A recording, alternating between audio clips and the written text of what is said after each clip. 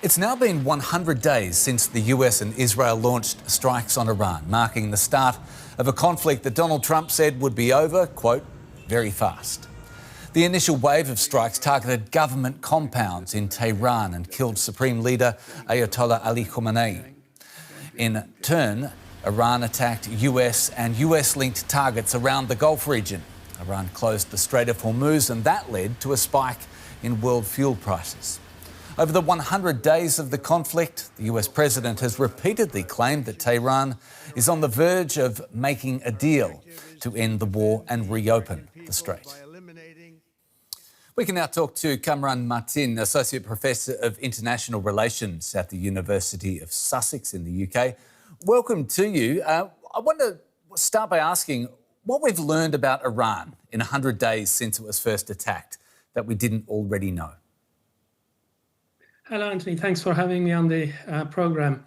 Well, I think it's clear that the assessments about the resilience of Iran's, especially missile capacities and capabilities, were mistaken by the two main protagonists of the war who launched the war, Israel and the US. It clearly seems that they did not expect that Iran would retain ability to strike for so long and so heavily the regional countries as well as Israel. But also, I think the ability and will to close the Strait of Hormuz was also underestimated. I mean, I doubt either of these were entirely unknown to Iran specialists, maybe just a matter of degree, but for two countries with extensive intelligence infiltration of Iranian state and system, it's slightly surprising that they did not foresee this possibility of Iran resisting and striking back for so long. Yeah, that was going to be my follow-up question, is what have we learned about the effectiveness of this hybrid warfare that you touched upon that Iran has engaged, especially as how it matches up against the might of a military superpower?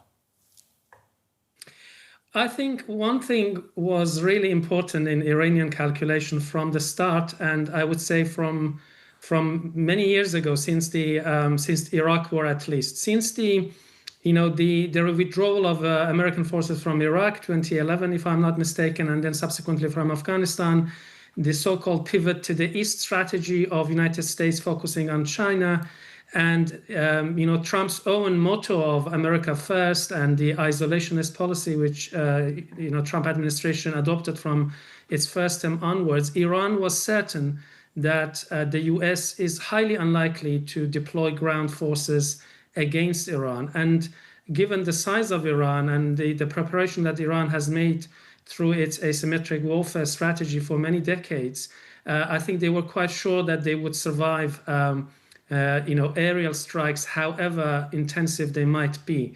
And I think this is exactly what turned out, even though US was able to, and Israel, to wipe out Iran's senior leadership, attack Iran's infrastructure, military capacities. Navy, for example, was not that significant even before the war. Anyway, whatever was left of it was destroyed.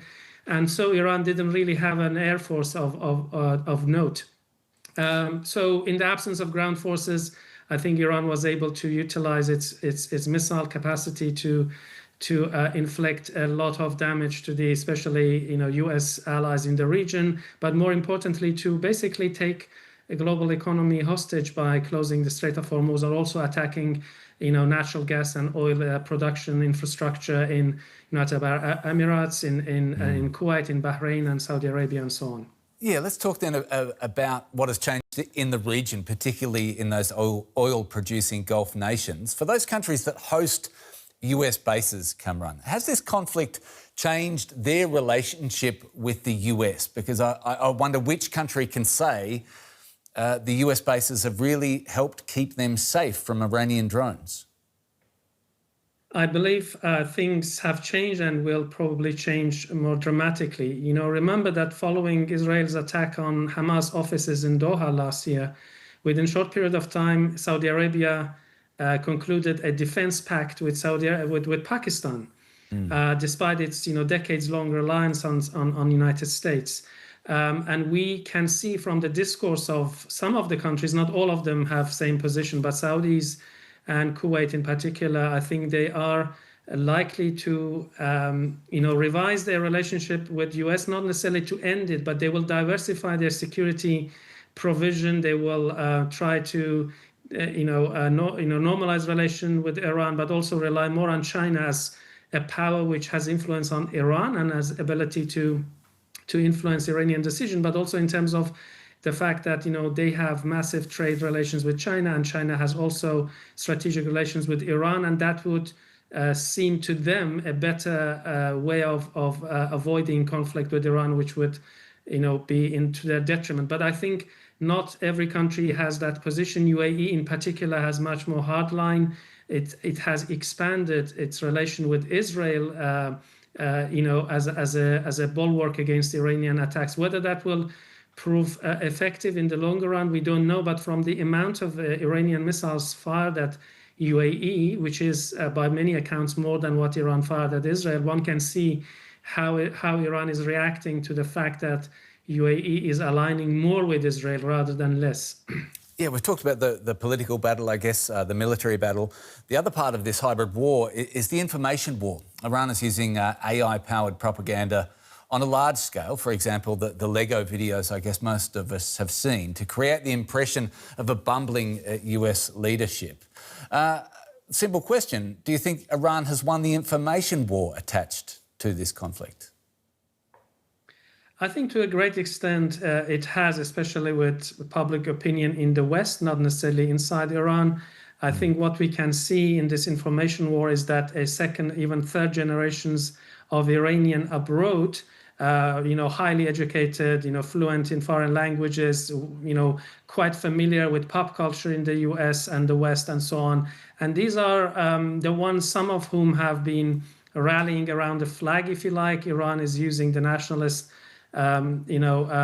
spirit of this particular generation, and they have joined this propaganda war on behalf of Islamic Republic. It's very clear some of the posts from Iranian senior leadership, for example, Mohammad Bagher Ghalibaf, the chief negotiator, these are not written, I'm confident, by he himself. It is by someone quite young and well aware of the United States domestic politics and also pop culture and so on and so forth. So they are quite effective than that. But internally, I think situation remains pretty much the same. You are either pro-regime, in which case you are simply accepting the narrative, but those are against the regime, and I would say they are an absolute majority. They are not buying into the propaganda machinery of the Islamic Republic.